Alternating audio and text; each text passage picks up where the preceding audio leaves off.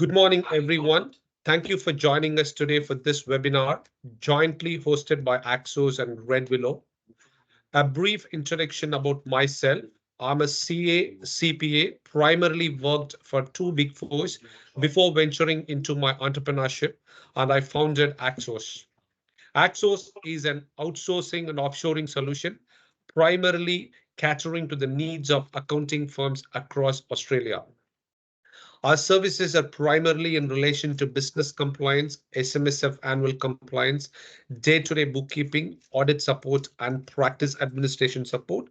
And all the services are targeted to accounting firms. I'll be facilitating today's webinar on death benefits and SMSF, common queries and issues presented by Marjon. The webinar is going to primarily focus on the intricacies of SMSF, death benefits, and the related issues. Now, a brief introduction about Marjon. Marjon is the founder and managing director of RedWillow Super, with over 17 years of dedicated experience in self-managed super funds. As an accredited SMSF specialist auditor and a certified practicing accountant, our expertise covers a broad spectrum, including administration, education, technical support, and compliance. Marjon has been an active participant in the industry, significantly contributing to the development of the SMSF Auditors Exam on audit training modules for the SMSF Association. Before I hand over to Marjon, a couple of housekeeping matters. Firstly, in relation to audio settings, all attendees are muted by default just to keep the audio crystal clear. This will help everyone hear clearly without any background disturbances. At the end, if you have any questions during the presentation, please feel free to type them into the chat box. We will address as many as possible, but at the end of the seminar. Now I will hand it over to Marjon to take a deep dive into the presentation. Marjon, to you. Thank you. Thanks for the introduction, Boobalan. So yes, if you have any questions, you can just type them in the chat box. And if we don't have time to go through all of them, we would still have your details and we can get back to you. So basically, we'll cover like who can receive a death benefit, how does it get taxed, how can it get paid to someone, just the practical steps involved and the documentation required, and also how to deal with sort of problem situations, like let's say like the death of a sole trustee, but also let's say if you've got two and they pass away at the same time, or you just don't have appropriate documentation in place to confirm what should happen. So we'll just go through some of the common issues and how to possibly prevent them or address them when they do happen. So I'm just going to start out with a poll. So if you could get your phone out, that would be good. Alternatively, you can use like the address at the top, like menti.com, and use the code, but it's probably the quickest to just use your phone. So first question is just what happens to your super when you die? So first answer is like A, it automatically forms part of your estate. B, the trustees will be responsible for the distribution of your super. C, your legal personal representative will be responsible for the distribution of your super. Or D, it depends.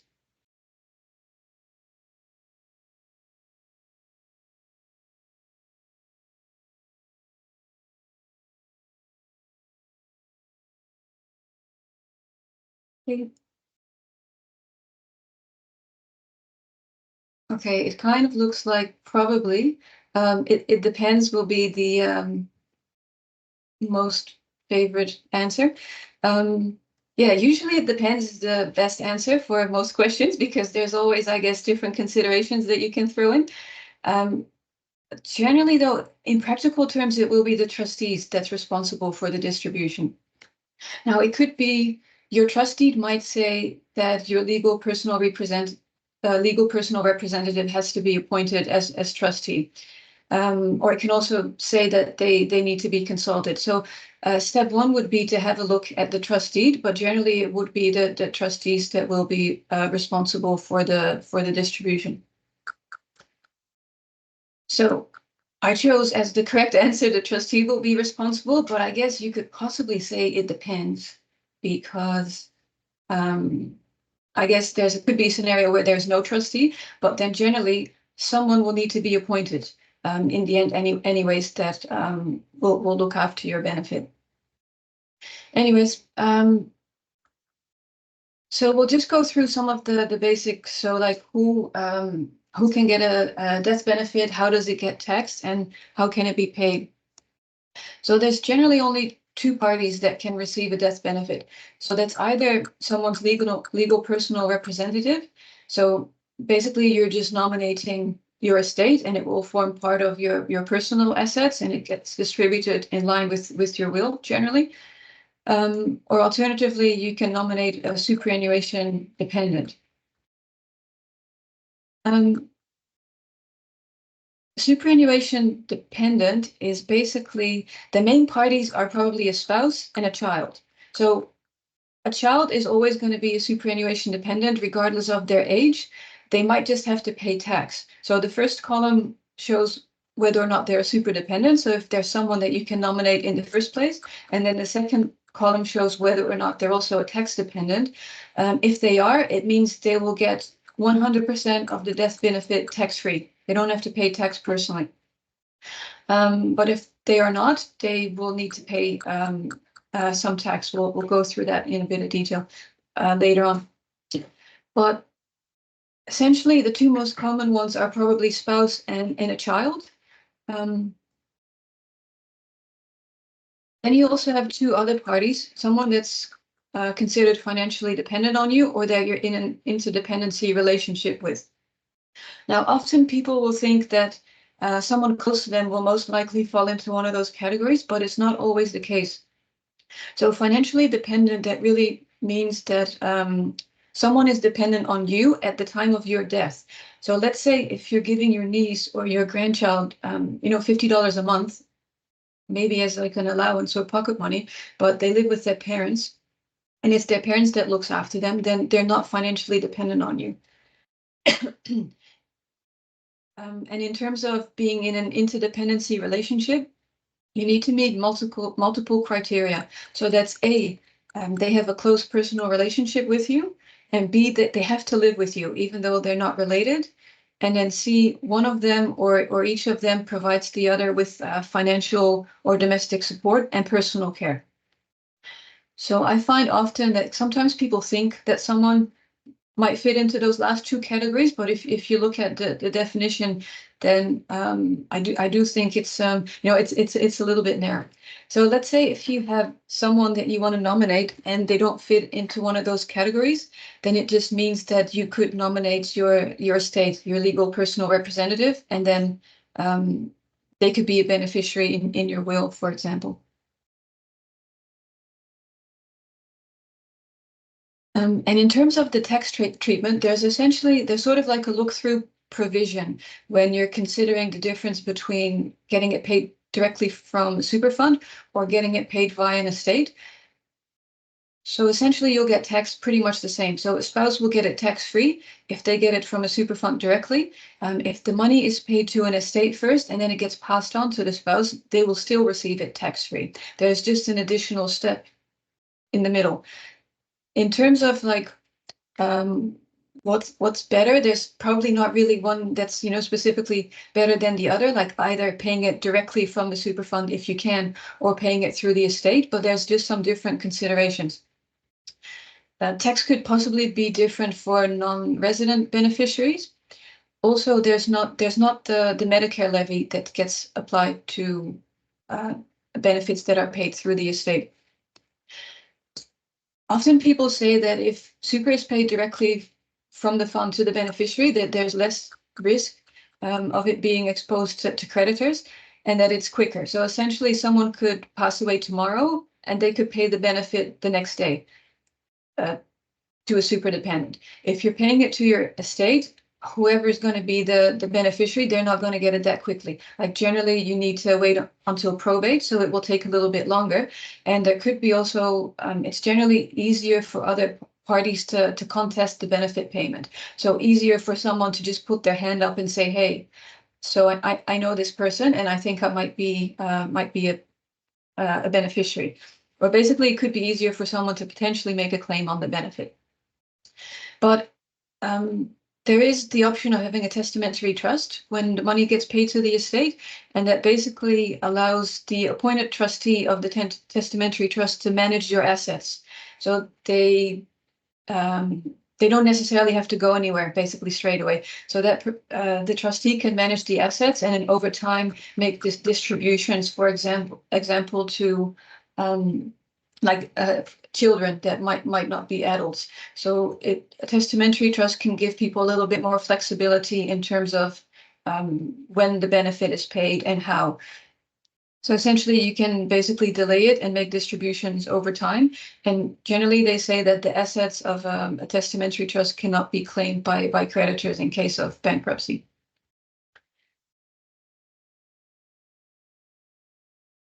Now, in terms of how it can be paid, and basically, initially they should be paid, generally death benefits should be paid as soon as practical. There's nothing really in the legislation specifically, I think, that says how long, but the ATO, they've commented that as soon as practical, they would consider that to be within 6 months from the date of death.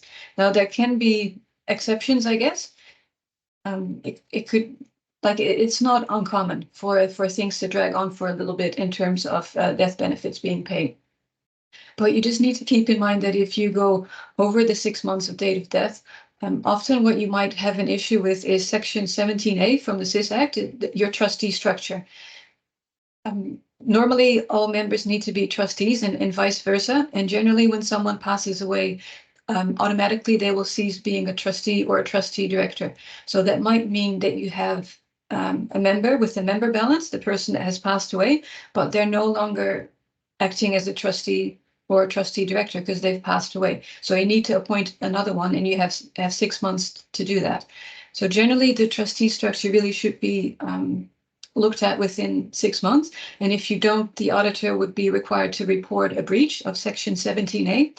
That's probably not the end of the world, because often when breaches are reported to the ATO, clients will ask, like, oh, what does that mean? Like, they get worried.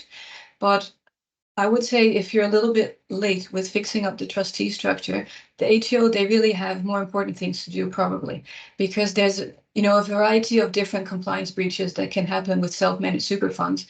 And if there's not really any mischief involved, then the ATO, they're generally very, very reasonable. So I would say it's more like an administrative breach almost. Now, in terms of how the death benefit is paid, it needs to be paid out of the fund, like it needs to be cashed, because passing away is essentially considered a condition of release. So something needs to happen with the benefit. So it can either be paid out as a lump sum, which means it will leave the fund. It cannot be kept in accumulation phase for a beneficiary, perhaps. Like, let's say if there's another member of the fund, it can't be transferred to another member's accumulation account. It either needs to get paid out of the fund as a lump sum. There's 2 scenarios where the money can be kept in the fund, and that's where someone's entitled to get the benefit in the form of a pension. And that would normally only be someone that's a superannuation dependent. Other people are generally not eligible to get it as a pension. So that would usually be like a spouse or a dependent child, or someone that fits into the category of financially dependent or interdependent relationship. So then a death benefit pension is really where the person who is receiving the death benefit is choosing to get it paid as a pension. So there's a choice that needs to be made by someone. A reversionary pension basically means nothing happens. Nobody needs to make a decision. And as part of the terms of the existing pension that was being paid to the person that passed away, there's a reversionary beneficiary included in the pension contract. So as part of the terms of the pension, and it basically just says when this person passes away, the pension continues to another person. So that means the trustees, they don't really get to make a decision. The pension just continues to someone else. And if that person is not yet a member of the fund, they can just join to become a member at that point in time. But you can't roll back a death benefit pension or a reversionary pension, like once it's paid. Let's say if someone is receiving the death benefit as either a new pension or a reversionary pension, they're not able to stop it after a few months and keep the monies in accumulation. Like you're still stuck with the original cashing requirements that either it gets paid out as a lump sum, so leave super, or it stays in super as a death benefit pension or a reversionary pension. So that's also when, let's say if someone changes super funds, if you're getting a death benefit pension or a reversionary pension, there's a separate rollover form for that. And you need to provide that to the other fund as part of the rollover. So they will need to continue the death benefit pension. They can't have it as an accumulation account.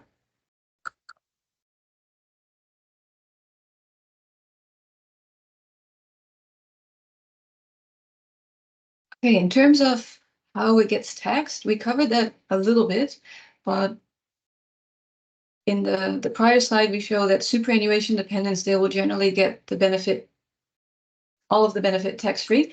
And the main exception to that is adult children. When it comes to lump sums, they will pay 15% tax plus Medicare levy on the taxable component. So all the money that you have in super either consists of a tax-free component or a taxable component. And that basically just means that it's dependent on the original source. So if you put the money in yourself voluntarily after tax money, also referred to as non-concessional contributions, then it will form part of the tax-free component. So it's money that you have already paid tax on yourself at some point. Now, if your employer puts money in, it will always form part of the taxable component because it's money that essentially is concessionally taxed. Also, earnings in accumulation phase, they will also form part of the taxable component. So most of the time, the majority of people will have superannuation balance that consists out of a taxable component when it's mainly made up of money that your employer has put in. Now, even though you might be able to receive that tax-free yourself when you turn 60, it doesn't lose the original components. So there's two separate things to look at, I guess, like how money is taxed when it's withdrawn by the member and how money is taxed when it's withdrawn by someone else. So we're just looking at how it gets taxed when it is withdrawn by someone else. So it doesn't lose the original source. Tax-free money is going to always be received tax-free by anyone when it's paid out as either a pension or a lump sum. But when it comes to lump sums, basically non-tax dependent, they pay 15% tax plus a Medicare levy on it. And most commonly we see that with adult children because they're quite often a beneficiary.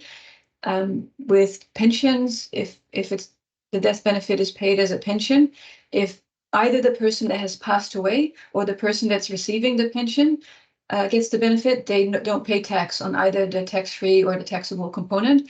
But if one of them's under the age of 60, there is tax on part of the pension payment, and it's basically marginal tax rate plus Medicare levy, but you do get a 15% tax offset for it. And that's essentially because previously the super fund already paid 15% tax when the employer put in their contributions.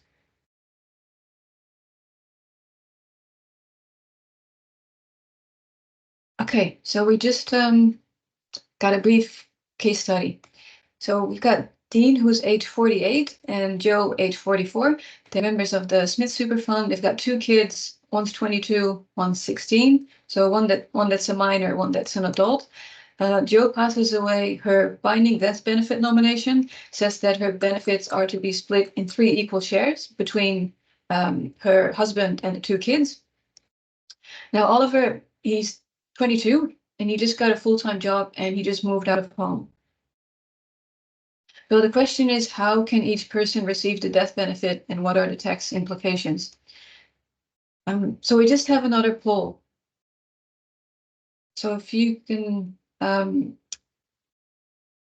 either enter the address and put in the code, or if you can just scan the QR code on your phone, you should be able to make a choice. And the first question is basically, can Joe, age 44, receive the death? Can Joe, who has passed away, can her death benefit be paid to someone else as a pension?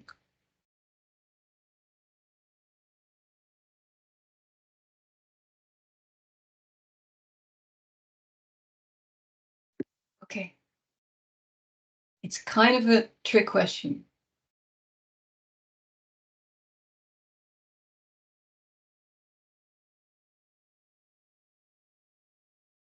Okay, so we got a few responses, so it's a bit 50-50.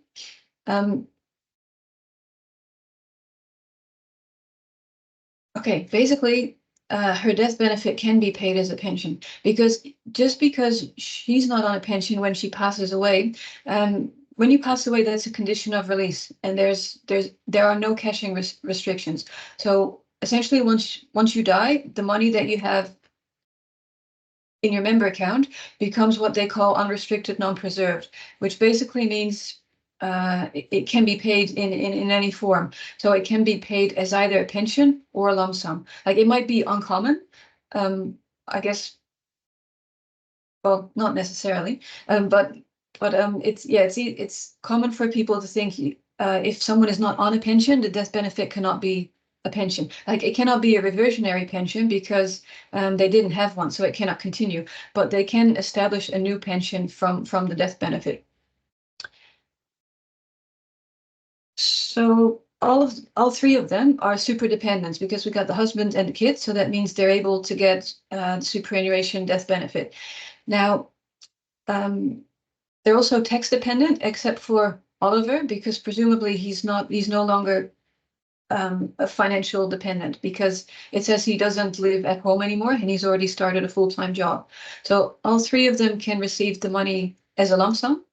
And only Dean and Lisa, the minor, so the husband and the minor child, could receive it as a pension. And it just means that it would be a new pension. So someone would need to prepare pension commencement documents. And the potential benefit could be that the money can be kept in super. So quite often we see, especially with younger people, they'll also have life insurance that could get added to the death benefit. So it is something to consider. I had a client recently and the life insurance was huge. Their member balance was quite low because they're quite young, but their insurance was just really high. So actually the husband passed away and his life insurance was $10 million. So the fund received $10 million. So in that case, what the wife did, she left some of it, she took out part as a lump sum to pay off their mortgage, and she left part in super. And the reason why you might want to do that is because I guess if you take out approximately 10 million in your personal name, it will get taxed. The earnings will get taxed because you need to do something with that money. Like you're probably going to invest it. And when you complete your personal tax return, you'll need to include the earnings and potential capital gains of the investments that you might have acquired with that money. Whereas if you would leave the money in super, benefits in super, they're concessionally taxed. So if you have money in pension phase, the earnings are tax-free. If you have money in accumulation phase, the earnings would be taxed at 15%. So that could be a lower rate compared to the tax rate that someone might have personally. And because death is like a full condition of release, it basically means that the beneficiary has full access. So they might choose to get it as a pension and leave it in super, but at any point in time, they could take additional lump sums from that money. So they can take more later on because they have full access.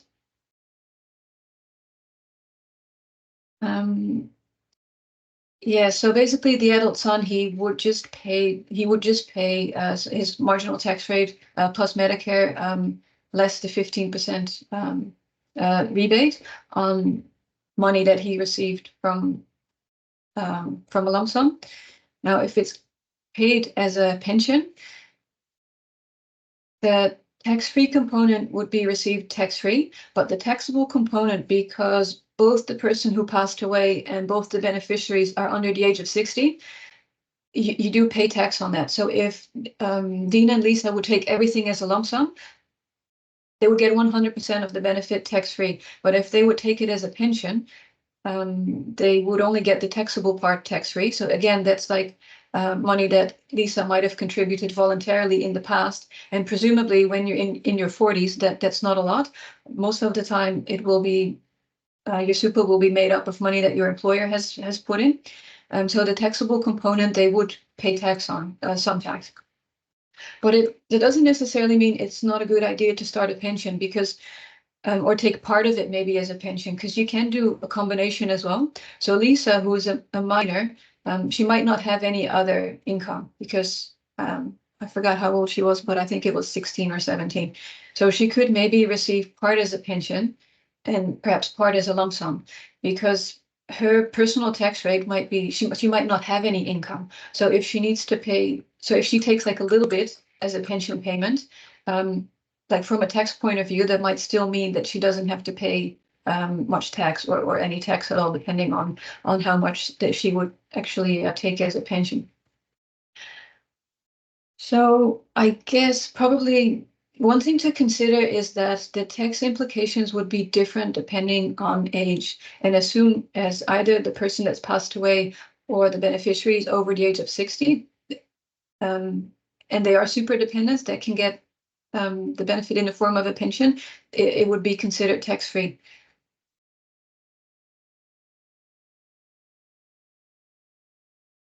Okay.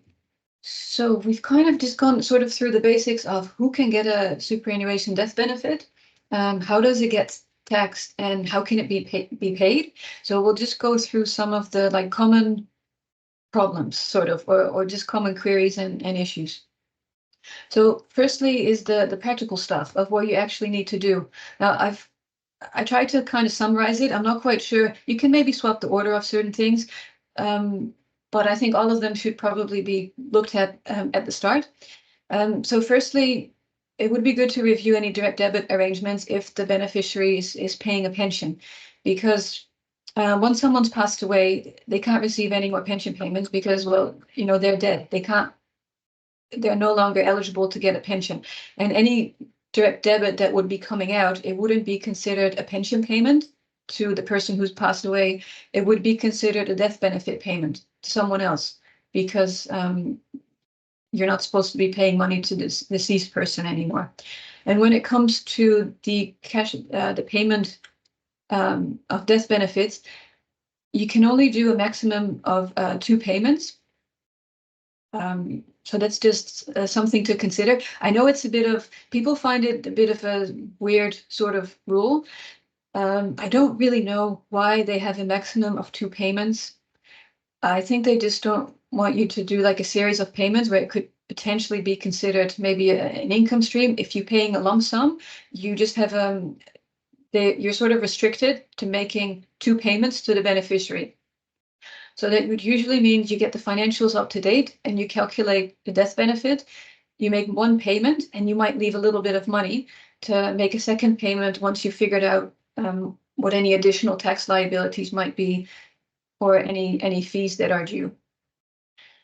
Another reason to cancel direct debits, by the way, is usually when a bank finds out that someone's passed away, they will generally freeze their personal bank account. So if payments are continued to be made, then the money might not be able to actually be used. Generally, a good start is to have a look at the trust deed. And I know everyone always says that, and most people think like, oh, it's just like a standard document. But they are different. Now, there's lots of trust deed providers in Australia, but a lot of them, they white label templates from the same lawyer. So there might be only between, I'm not quite sure, 10 or 15 different templates. I think if you look at a lot of them, you will see that some of them, they might have a different issuer, but the contents is actually the same.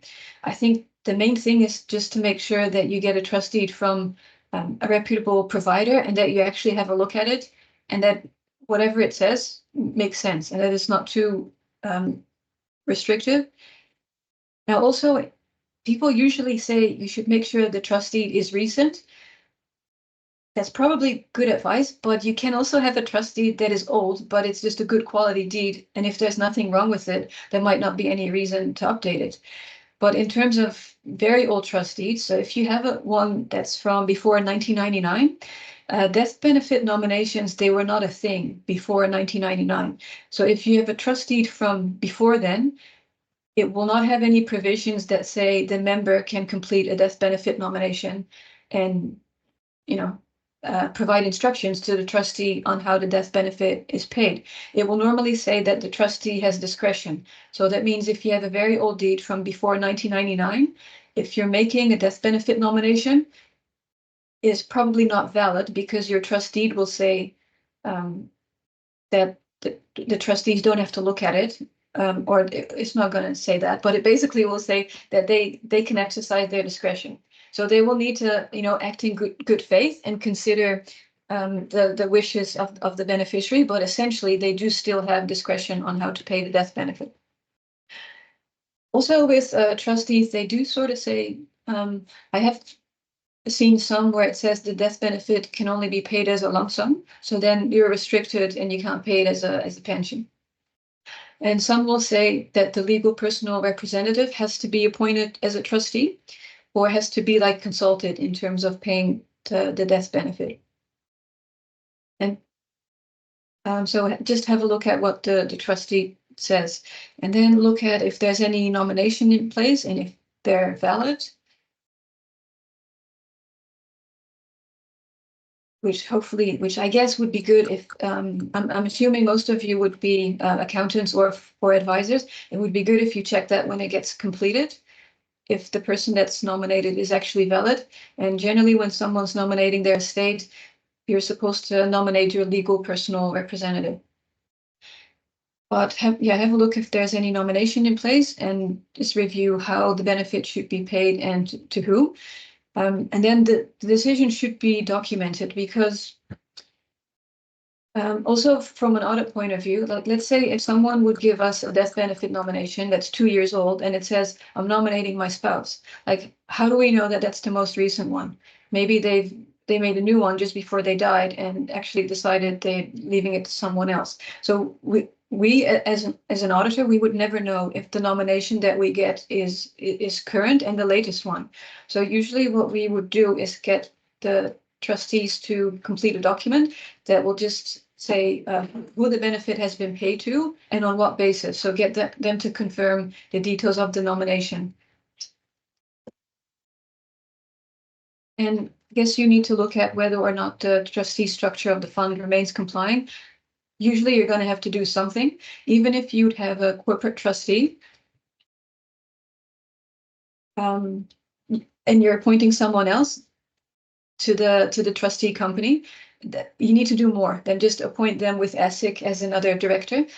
They would also need to sign the ATO trustee declaration, for example, if they're becoming a trustee.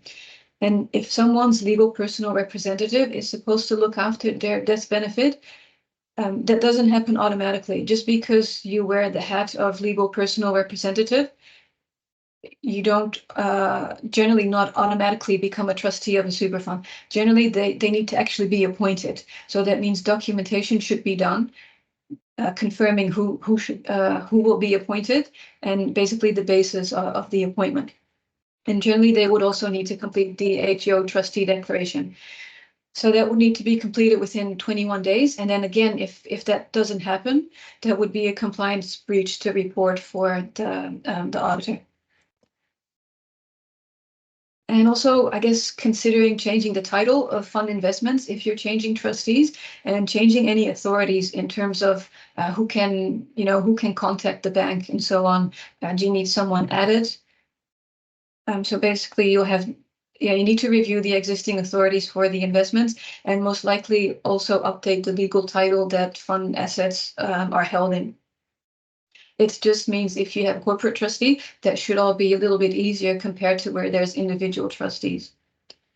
Another thing to consider also if there's insurance, because I guess that means if there is, someone would need to make a claim to make sure the benefit can actually get paid to the fund and form part of the death benefit.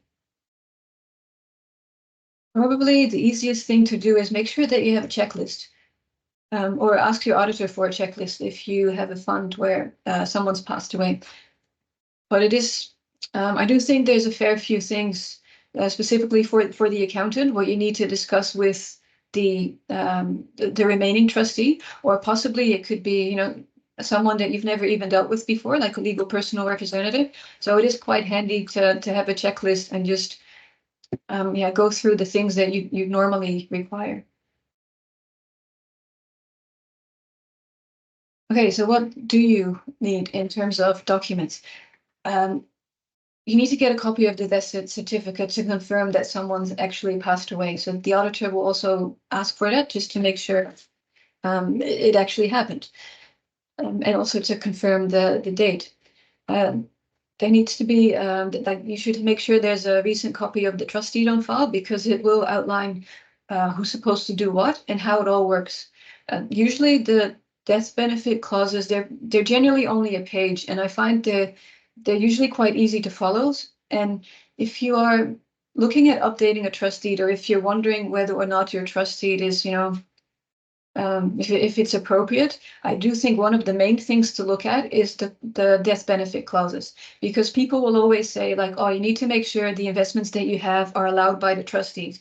It would be very rare to have a trustee that will specifically will restrict what you can invest in. Like generally there would be like a sort of a blanket clause that says whatever is not included in the deed but allowed under the legislation, you can invest in. But when it comes to death benefits, there's a difference in what certain trustees will say. So I do think it's important to have a read and see if what it actually says, if that makes sense to you, and if that aligns with what what your client would like to have happen.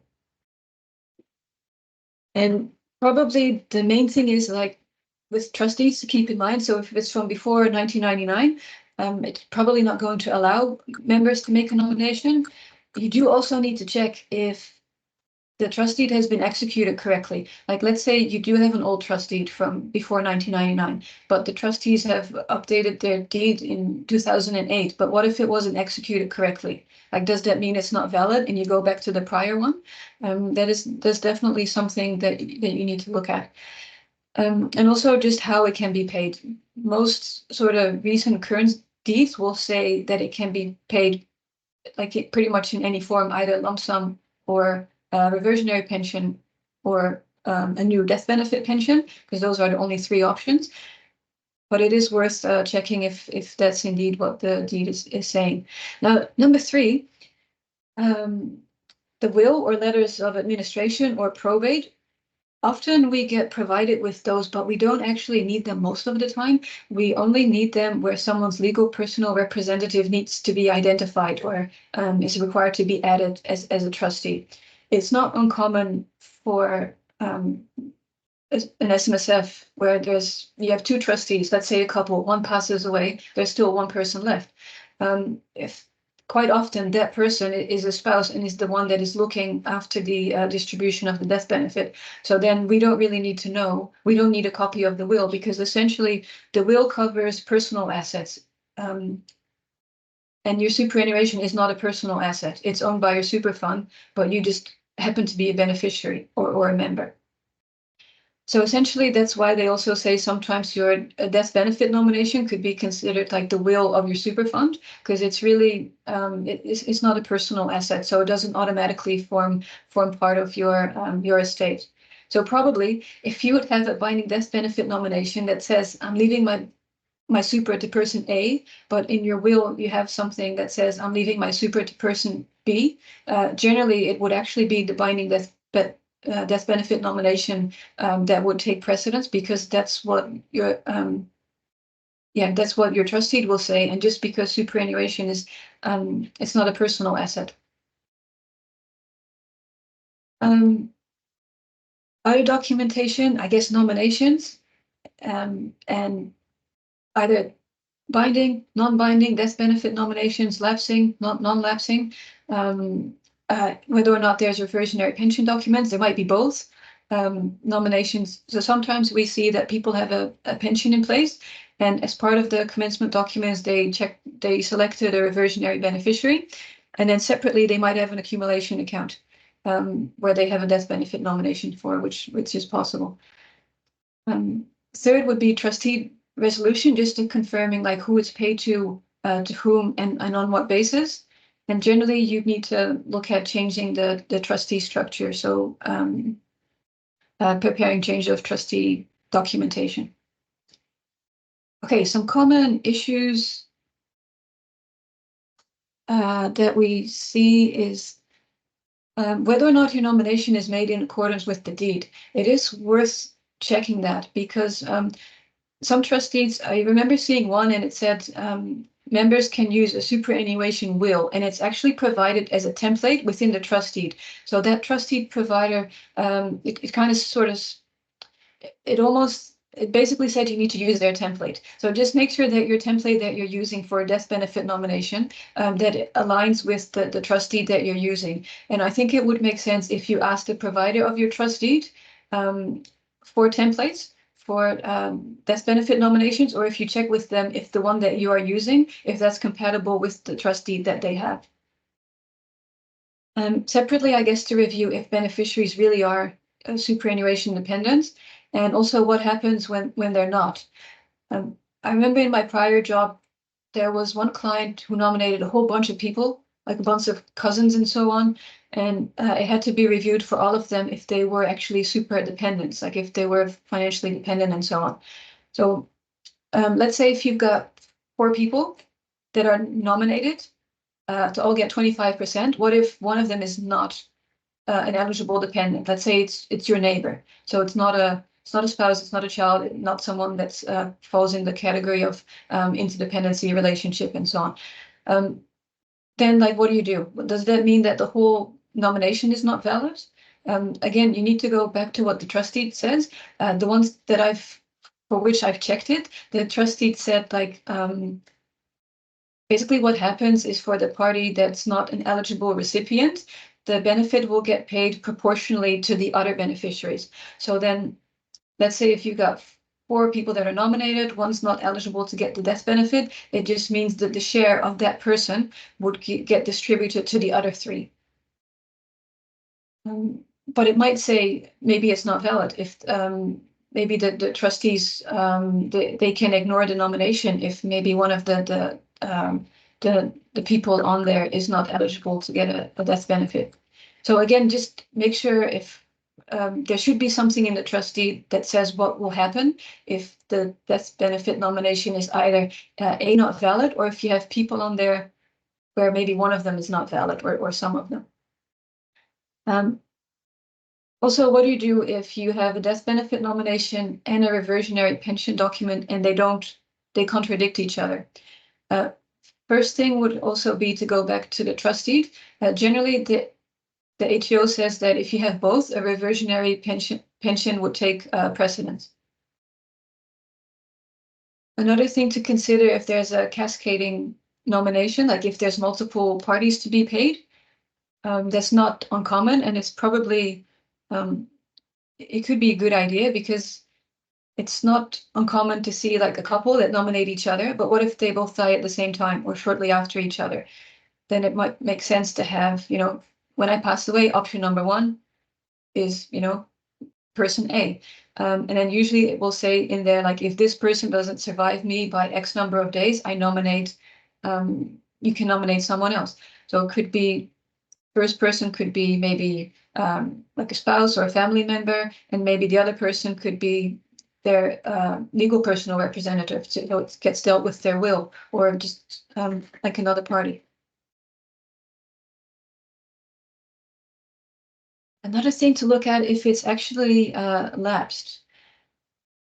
And that can probably happen with both binding death benefit nomination, but potentially with reversionary pensions as well. If you've established one years ago and the pension ceases, maybe because the minimum wasn't paid, and you're starting a new one later on, maybe that original reversionary pension doesn't exist anymore. And when it comes to death benefit nominations, so the SIS rules basically say you can have lapsing nominations. They need to be signed and dated by the member, need to be witnessed by 2 people, and they're valid for 3 years. But then it also says this doesn't apply to self-managed super funds. So this is normally how it works for industry and retail funds and so on. So you need to make sure that you trust deed specifically allows for non-lapsing ones. If you have a trust deed that says any death benefit nominations completed have to be in line with regulation 6.17a, that essentially means you cannot have non-lapsing nominations that go on forever. It means you're restricted to having 3-year nominations. So that's definitely something to look at, because it's not, I've definitely seen that in some deeds where it basically says, the nomination must meet the criteria of section 6.17a, which essentially means after 3 years, they've lapsed, they're no longer valid, and they need to be renewed. Some audit considerations. Often with audit files, we get death benefit nominations, but we actually don't look at them unless someone's passed away, because they're not relevant. If someone's in their 40s, who knows, maybe they still have, years to go. And if a death benefit's not being paid, it's not a relevant document for the auditor, so they won't look at it. So it's something to keep in mind that the auditor, they will look at what's relevant for them to do the audit, but any additional documents to them, they will generally not comment them on it, because it's basically outside of their scope, unless there's actually a death benefit that's being paid. The auditor will usually confirm ask to get something in writing from the remaining or newly appointed trustees, just to declare how the death benefit was paid, like to who, on what basis, and in what manner, because they are probably not able to confirm. They wouldn't know if the nomination that they've gone off is the most recent one. So they'll generally just make sure they get a few statements in writing confirmed through a minute or a resolution. So trustee structure, we kind of talked about that already. I would say probably all trustees will say that if you pass away, that you cease being a trustee or a trustee director. So that means you might have a section 17A breach, but it has it includes like a 6-month grace period. So they give you some time, which makes sense, to find another person to add to the fund as a trustee or as trustee director. And yeah, probably most importantly, stuff doesn't happen automatically. Like nobody just becomes a trustee just because, they're the chosen one. You need to actually put documents in place that will appoint that person. So that includes a HO trustee declaration and a director consent. And another thing is you're not supposed to make more than 2 lump sum payments. If you do, the auditor will have to report a breach of the benefit payment standards. It's pretty common for people to make more than 2 payments. Again, it does mean that your auditor should report a breach, but I don't think it's a breach that the ATO would be particularly concerned about. Another thing that we see commonly is that people mix up the difference between a death benefit pension and a reversionary pension. So we'll go through that in a bit more. Death benefit pension is basically a new pension. So in the case study that we had before, where it was 2 people, I think in their 40s, the death benefit could be paid as a pension, and it is a new pension. So it just means someone makes the choice to get the benefit paid as a pension. That basically means that on the date they start that pension, it will count towards their transfer balance cap. So the transfer balance cap has a limit of how much someone can have in retirement phase. And it will start from the commencement date of the pension, where it's a new pension, and you'd also need to prepare new pension commencement documents. This also includes if you have a binding death benefit nomination and someone specifies the payment form as a pension instead of a lump sum. That doesn't mean their pension becomes reversionary. That just means that whoever has not been nominated as the beneficiary has there's a choice made that they will get it as a pension, but that doesn't mean it's a reversionary pension. It would still be considered a new pension, and you need to do pension commencement documents. Basically, because there's no automatic reversion. The pension doesn't just simply continue from one person to the other. There's a death benefit nomination in place that need to be reviewed by the trustees, and it needs to be, assessed to confirm whether or not it's valid. And the beneficiary, they need to accept it. So essentially, it's really only where, as part of the pension commencement terms or commencement documents, there is a reversionary beneficiary, that it's considered a reversionary pension. And that basically just means it continues to be paid, but just gets paid to someone else. So all you need to do is change the bank details. So the new beneficiary, they just need to let the trustee know what their bank details are. And the thing is, you get an extra 12 months before it counts towards the transfer balance cap of the recipient. So it gives people a little bit more time, essentially, to decide what they want to do with the death benefit.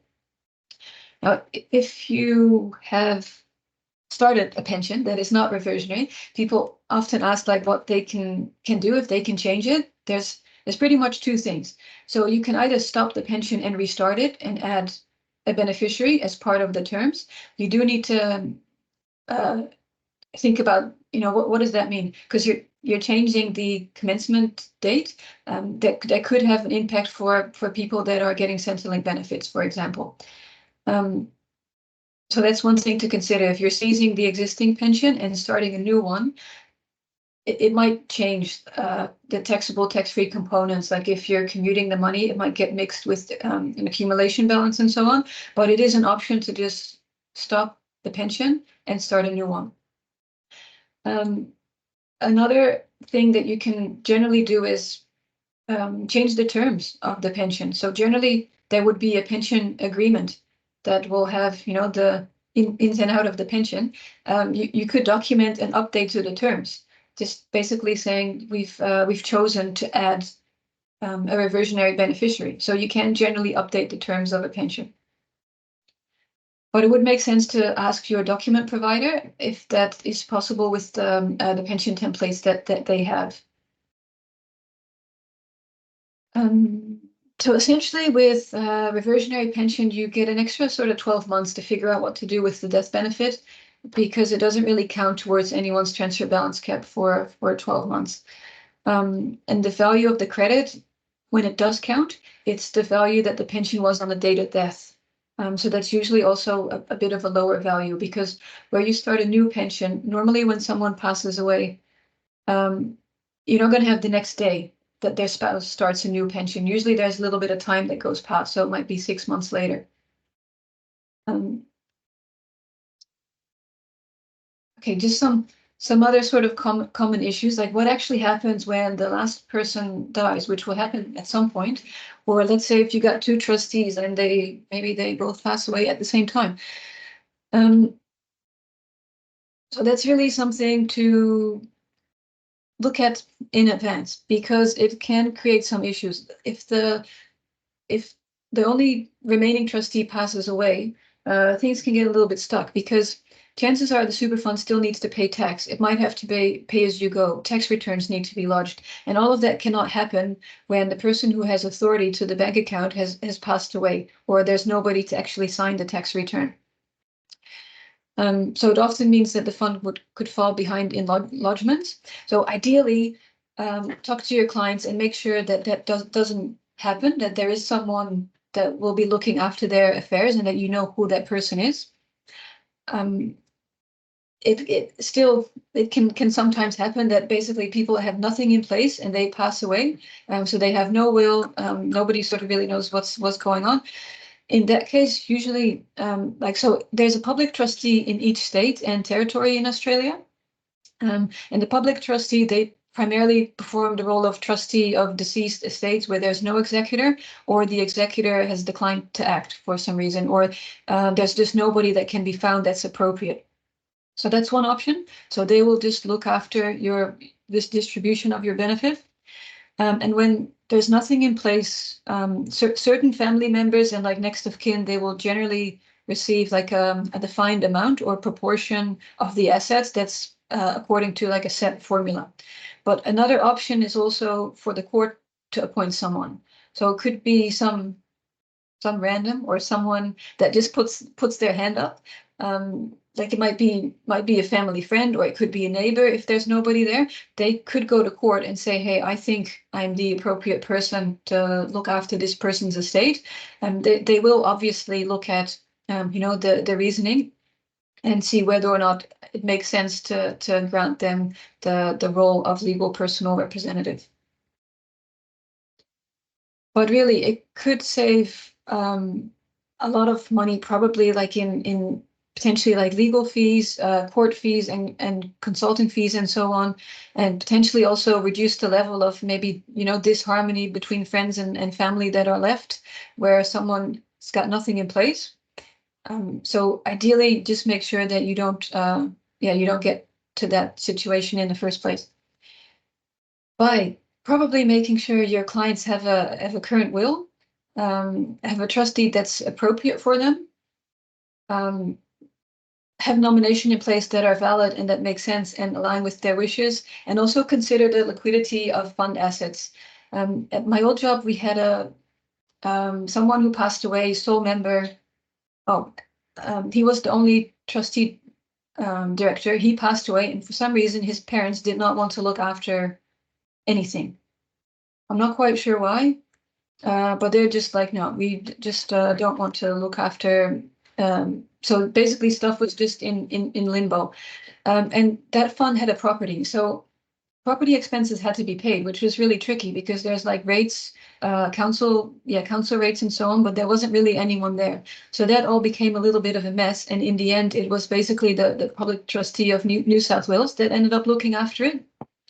But ideally, just make sure that you look at those kind of things in advance, because afterwards it's a lot more work. Yeah. I guess as part of the job of being an accountant and advisor, you can definitely provide some value here for your clients. And we're pretty much at the end. This is just a standard disclaimer saying, don't go off any of this. It's not considered advice. And then yeah, we'll have some time for questions now.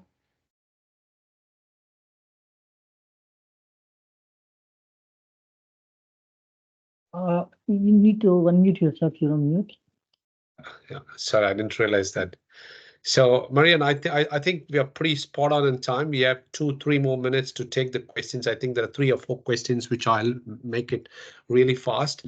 But first, I want to thank you, Marjon, for such a wonderful, informative session. I think the topic is really interesting. We pretty much had more than 120 people attending the webinar, which is really good. So without taking much time, I'll straight away go to the chat window and I'll start reading the questions for you, Marjon. Marjon, the first question is a life insurance payout on the death of a member typically considered tax-free component or a taxed element? Yeah, so it depends on the person's age. So if someone's over the age of 65, it will generally be tax-free. So essentially, there's a formula, but also, sorry, maybe just one step back. If it goes to a superannuation dependent that's also a tax dependent, it will be tax-free. So if it goes to a spouse or like a minor child or someone that fits into the category of financially dependent and so on, they will receive it personally tax-free. But there is a formula that helps you calculate the components. You can look it up online. I don't know from the top of my head, but it basically counts the days towards someone retirement. And essentially, the older someone gets, the smaller the taxable portion is. And when someone gets to the age of 65, there's no taxable component part anymore. Yeah, Marjon, the second question. What happens if the DBN leaves benefit to a legal personal representative and there are no super beneficiaries who are alive? Yeah, yeah, that's not uncommon. Essentially, they can use their discretion. So they because it's not everyone has like a spouse or a child or someone that's financially dependent and so on. Like it's possible that nobody fits into that category. So usually the trustees, they need to make like reasonable inquiries if there's someone there. But if there's no nomination in place, sorry, can you just say it? Sorry, can you just repeat the question? So it's just what happens if the yeah. DBN leaves benefit to a LPR, legal personal representative, Yeah. and there are no super beneficiaries who are alive? Okay. Well, basically, it just means it forms part of the person's estate then.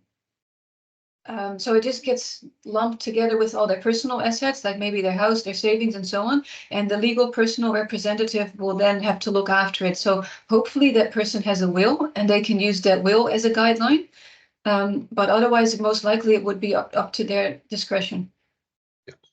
Thanks, Marjon. We have just got 2 more questions, or 1 question and a comment. The next question is, are there any practical solutions where a direct debit continues, where a member has passed, or you are stuck with the breach of the caching rules? You want me Sorry. to? So the question is, are there any practical solutions where a direct debit continues where the member has passed, or you stuck with a breach of the caching rules?